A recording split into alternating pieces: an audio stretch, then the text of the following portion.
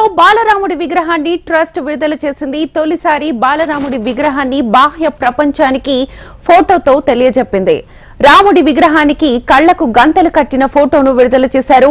అయోధ్యలో ఈ నెల 22న ప్రధాని నరేంద్ర మోదీ శ్రీరాముడి విగ్రహాన్ని ప్రతిష్ఠించనున్నారు.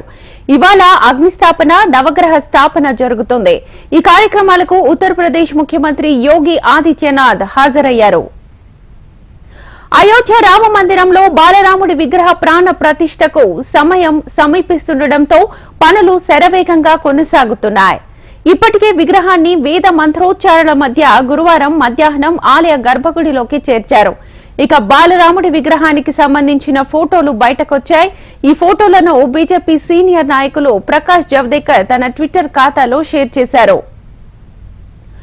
51 అంగుళాల పొడవు ఉన్న బాలరాముడి విగ్రహం కళ్లకు గంతలు కట్టి ఉంది. రాముడు నిల్చున్న రూపంలో దర్శనమిస్తున్నారు. బాలరాముడి విగ్రహానికి సంబంధించిన ఫోటోలు సోషల్ మీడియాలో వైరల్ అవుతున్నాయి. మరోవైపు అయోధ్యలో భారీ భద్రతను ఏర్పాటు చేశారు. నిన్న 3 అనుమానితులు పోలీసులకు చిక్కడంతో భద్రతా దళాలు అప్రమత్తమయ్యాయి. అయోధ్యలో అణువణువును గాలిస్తున్నారు. ఏమాత్రం అనుమానం వచ్చినా వారిని అదుపులోకి తీసుకుని ప్రశ్నిస్తున్నారు. ఇప్పటికే అయోధ్య ఎన్ఎస్జీ అధికారుల చేతుల్లోకి వెళ్లిపోయింది.